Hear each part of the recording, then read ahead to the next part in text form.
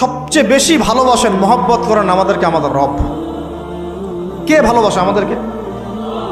আল্লাহ ছাড়া আসলে ভালোটা বাসেই বাকে।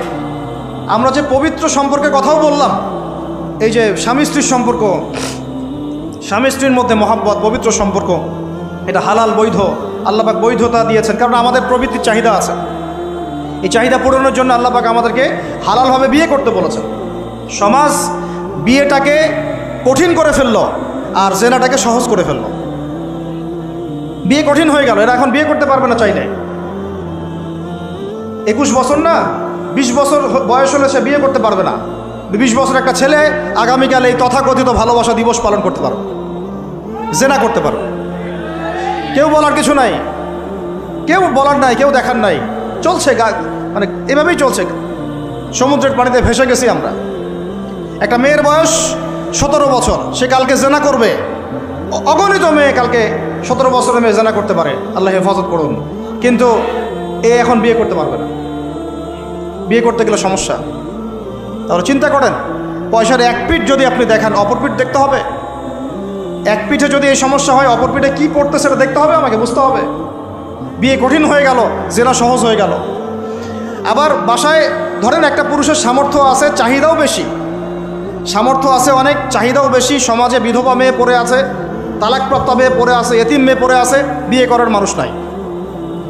এখন সমাজে যদি কোনো সৎ পুরুষ একাধিক বিয়ে করে, তাকে সমাজে বাঁকা চোখে দেখা হবে। কিন্তু এই পুরুষে যদি বিয়ে না করে বাইরে আরও 10টা মেয়ের সাথে অকাম কুকাম করে, তাকে কিচ্ছু বলা হবে না।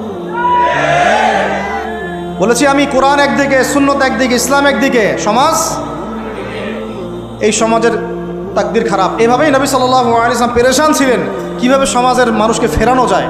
আজকে আমরাও পেরেশান। আল্লাহ পাক সবার আগে আমাকে ইসলাহ দান করেন, আমার পরিবারকে দান করেন, আমাদের প্রত্যেক দিনই ভাই বোনকে দান করেন এবং ইস্তেকামাত দান করেন। আল্লাহুম্মা সাব্বিতনা ওয়াজআলনা হাদিয়ান ওয়া মাহদিয়া, আমিন ইয়া রাব্বাল আলামিন। তো এখন কথা হচ্ছে, এগুলো চলছে আমাদের চোখের সামনেই। কিন্তু দেখেন প্রিয় ভাইয়েরা, আল্লাহ পাক শাস্তি বলেছেন 100 বেত্রাঘাত। কেউ যদি আবার বিবাহিত হয়ে এই কাজ করে, জেনা করে, তাহলে তার শাস্তি কি বলেছেন? বলা হয়েছে কোমর পর্যন্ত মাটিতে পুঁতে ফেলে তাকে পাথর নিক্ষেপ করে হত্যা করতে হবে। এটা কোরআন এবং হাদিসের শাস্তি। আর আমরা কি করছি দেখেন। আমি 2টা হাদিস বলি আপনাদেরকে, শোনেন, ইয়াংরা শোনেন। এই 2টা হাদিস আজকে ভুলবেন না। আলোচনা অনেক লম্বা হচ্ছে তো অনেক কিছু ভুলে যেতে পারে, এই 2টা হাদিস ভুলেন না। একটা হচ্ছে 3 জন ব্যক্তি একবার একটা গুহায় আটকা পড়ছে। 3 জন বন্ধু বা ভাই, তার একটা গুহার মধ্যে আটকা পড়ে গেছে। ঝড় হচ্ছে, গুহার মুখটা বন্ধ হয়ে গেছে পাথর দিয়ে, বের হওয়ার কোনো জায়গা নাই। এখানে নিশ্চিত মৃত্যু, কোনো সুযোগই নাই বাঁচার। তারা অনেক চেষ্টা করে বের হতে পারলো না। শেষমেশ তারা বলছে যে আমাদের যদি কোনো নেক আমল থাকে, সে নেক আমলের ওসিলা করে আল্লাহর কাছে দোয়া করি, আল্লাহ চাইলে আজকে আমাদেরকে বাঁচাতে পারে। একজন বলছে, আল্লাহ, আমার মা ছিল, পিতামাতা ছিল, তো মাকে আমি দুধ পান না করি আমার সন্তানদেরকে কখনো খাওয়াতাম না।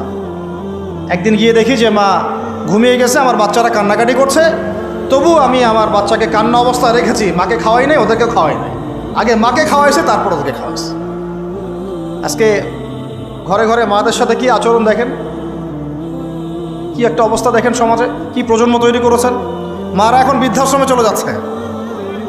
শিক্ষিত মা, তাই না? মায়ের পায়ের নিচে আপনার জান্নাত। আর এটাও একটা ব্যাপার যে মায়েরা আবার হাজরা আলাইহিস সালামের মতো হবেন না, যে মায়েরা সারা আলাইহিস সালামের মতো হবেন না, আয়েশা খাদিজা রাদিয়াল্লাহু আনহুমা তাদের মতো হবেন না, তো আপনাদের গর্ভ থেকে তো এর চেয়ে ভালো সন্তান আশা করা যায় না। সমস্যা সব দিকেই আছে না? তো এই দোয়া করার সাথে সাথে একটু সরে গেল আল্লাহর পক্ষ থেকে, এই পাথরটা একটু সরে গেল, সুবহানাল্লাহ। কিন্তু বের হওয়ার জন্য এনাফ না। এরপরে আরেকজন দোয়া করছে যে আল্লাহ, আমার একজন কর্মচারী ছিল, টাকা পাইতো আমার কাছে কিছু, তো সে একদিন বেতন না নিয়ে চলে গেছে। টাকাটা দিয়ে আমি কিছু পশু কিনেছি, মানে গবাদি পশু। এই গবাদি পশু 2টা থেকে 4টা, 4টা থেকে 8টা হতে হতে অনেকগুলো হয়েছে। একদিন অনেক দিন পর সে আসছে, এসে বলছে আমার টাকা দাও। সে বলছে যে এই সবগুলো পশু তোমার, নিয়ে যাও। তুমি কি ইয়ার্কি ফাজলামি করতেছো আমার সাথে? আমার টাকা আমাকে দাও।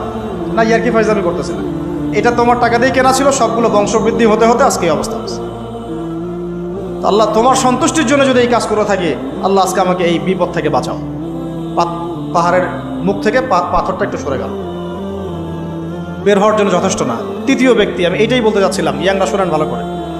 তৃতীয় ব্যক্তি সেজদায় পড়ে আল্লাহকে বলছে, হাত তুলে আল্লাহকে বলছে, আল্লাহ আমার একজন খুব সুন্দরী চাচাতো বোন ছিল, কাজিন, আমি তাকে পাইতে চাইতাম। বুঝেন না, পাইতে চাইতাম মানে কি? তাকে পেতে চাইতাম, অফার করতাম, সে রাজি হয় না হয় না হয় না। একদিন সে বলল যে 100 স্বর্ণমুদ্রা দিতে পারলে আমি রাজি, 100 স্বর্ণমুদ্রা দিতে পারলে আমি রাজি। এখন তো এদেরকে স্বর্ণমুদ্রাও দেওয়া লাগে না, এমনিই রাজি নাকি? জেনা করার জন্য কি এমনিই রাজি, খালি একটু। আসলে সত্যি কথা বলতে কি, একটা মেয়ে যদি চায় যে আমি আমার ইজ্জত ধরে রাখবো, কোনো ছেলের ক্ষমতা নাই সেই ইজ্জত নষ্ট করে। এটাই সত্য কথা। আমার স্ত্রী এই কথাটা খুব জোরালোভাবে আমাকে বলে, আমি যখন রাস্তায় হাঁটবো, আমি যদি চাই তাহলে কোনো ছেলে আমার কাছে ঘেঁষতে পারবে না, আমি সুযোগ দিলে তখন ঘেঁষতে পারবে। একটা মেয়ে যদি চায় যে একটা ছেলে আমার সাথে ইটিস পিটিস করুক, সে ছেলে করবেই করবে। একটা মেয়ে যদি চায় যে একটা ছেলে আমার পর্যন্ত আসতে পারবে না, আমি আমার ব্যক্তিত্ব গায়রত বজায় রাখবো, আমি ডিস্টেন্স মেনটেন করবো, আমি কোনো সুযোগ দিব না, ছেলে সুযোগ পাবে না কখনো। এত সহজ না। সর্বোচ্চ তখন কি করতে পারে, ধরে 10 জন মিলে ধরে ওকে জোর করে তার সাথে কিছু করতে পারে। ওরকম কিছু করলে তো আল্লাহর গজব নেমে আসবে। ওই যে সারা আলাইহিস সালামকে তুলে নিয়ে গিয়েছিলেন একটা বাচ্চা, মনে নেই আপনাদের? সারা আলাইহিস সালামকে একটা বাচ্চা এরকম উঠাই নিয়ে আসছে।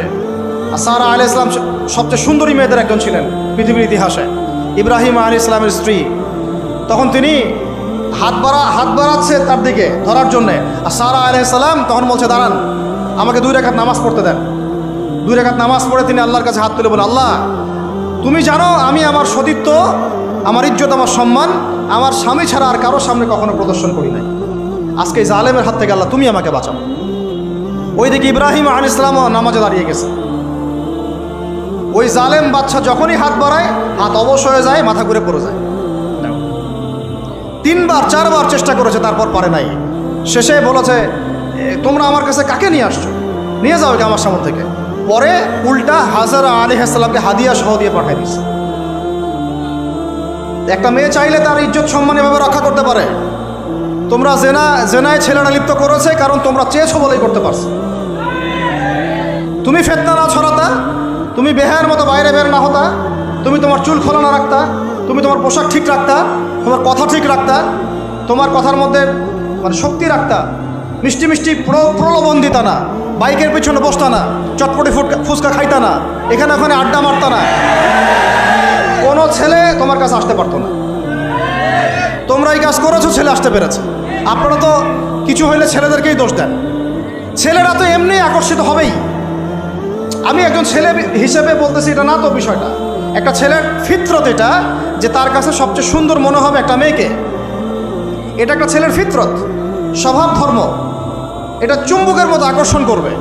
আর এর উপর যখন আপনি এটাকে ফ্রি অ্যাক্সেস করে দিবেন, লাইসেন্স করে দিবেন, বেপর্দায় বের হবে, গায়ের জামা কাপড়ও ঠিক নাই, হ্যাঁ, তারপর কথাবার্তা মিষ্টি মিষ্টি প্রলোভিত টানতেছে, সিডিউস করতেছে, তখন তো একটা ছেলে মিসগাইডেড হইতেই পারে, স্বাভাবিক। ছেলেরও দোষ আছে, কিন্তু অবশ্যই এখানে মেয়েরও দোষ আছে। আমরা তো অনেক সময় ঢাকা শহরে দেখি রাত 10টা 12টা বাজতেছে, আমরা মাহফিল করে যাচ্ছি, কোনোদিন বাসায় ফিরতে 1টা 2টা 3টাও বাজে, রাত 3টার সময় ছেলে মেয়ে বাইকে করে ঘুরতেছে ঢাকা শহরে। ওই মেয়েটার কি বাসায় বাবা নাই, ভাই নাই, কোনো স্বামী বা কেউ নাই, মাহারাম কেউ নাই? তো আমরা সুযোগ দিচ্ছি বলেই তো আমাদের ঘর পর্যন্ত ঢুকতে পারছে। সবার আগে মেয়েদেরকে শক্ত হইতে হবে। আর মেয়ের বাবা যারা, আমি তো নিজেও মেয়ের বাবা, আমরা বাচ্চাদের সাথে সময় কাটাই আর ভাবি যা কী যে হবে ভবিষ্যতে আল্লাহ ভালো জানেন। কিভাবে মেয়েকে মানুষ করব, কিভাবে সতীত্ব রক্ষা করবে আমাদের মেয়েরা। যতদিন পর্যন্ত এদের হাতে মোবাইল ফোন ছিল না, ইজ্জত ঠিক ছিল। মোবাইল ফোনটা যখনই ঢুকেছে, ইজ্জত নষ্ট হয়ে গেছে বহু মেয়ের। আমি এরকম জানি, বলতে চাচ্ছি না। যাই হোক, ওই জায়গায় আসেন, ওই ছেলেটা তখন 100 স্বর্ণমুদ্রা অর্জন করেছে, কষ্ট করে আর্ন করেছে। যে আপনাদেরকে বলে যে নিজের পায়ে দাঁড়াও, তারপরে তোমার সাথে রাজি। সে অনেক কষ্ট করে 100 স্বর্ণমুদ্রা অর্জন করে মেয়ের কাছে গিয়েছে, চাচাতো বোনকে বলেছে যে স্বর্ণমুদ্রা নাও, এখন বলো তুমি রাজি না। সে মেয়ে বলছে হ্যাঁ ঠিক আছে। তো এখন দুজনের মধ্যে যা হওয়ার তাই হচ্ছে, অ্যাডাল্ট আপনারা সবাই বুঝেন। কিন্তু এখন মূল যে কাজটা, স্বামী স্ত্রীর যে মূল মিলন, এই মিলনটা করার জন্যে সেই ছেলেটা বসছে। হাদিসের মধ্যে আসছে এভাবে, দুই পায়ের মাঝখানে বসে পড়ছে ছেলেটা, এখনই জাস্ট শুরু করবে। তখন ওই মেয়েটা বলে উঠছে যে হে আল্লাহর বান্দা, আল্লাহকে ভয় করো, আমি আমার সতীত্ব কখনো নষ্ট করি নাই, তুমি আল্লাহকে ভয় করো। এই কথাটা যখনই বলছে তখন ওই ছেলের মনের মধ্যে এমনভাবে একটা রিয়াকশন জন্ম নিয়েছে, আল্লাহর পক্ষ থেকে একটা এমন একটা নূর আর হেদায়েত চলে আসছে, ওই অবস্থা থেকে ছেলেটা উঠে চলে গেছে এবং স্বর্ণমুদ্রাও দিয়ে দিচ্ছে, যে স্বর্ণমুদ্রাও আমার দরকার নেই, যা। এবার সেই গুহার মধ্যে বন্দি অবস্থায় আল্লাহর কাছে হাত তুলে দোয়া করতেছে, আল্লাহ তুমি যদি জানো ওই কাজটা আমি তোমার সন্তুষ্টির জন্য করেছিলাম, আজকে আমাকে এই সাক্ষাৎ এই মওতের হাত থেকে বাঁচাও। সাথে সাথে এই পাহাড় পাথর সরে গেছে।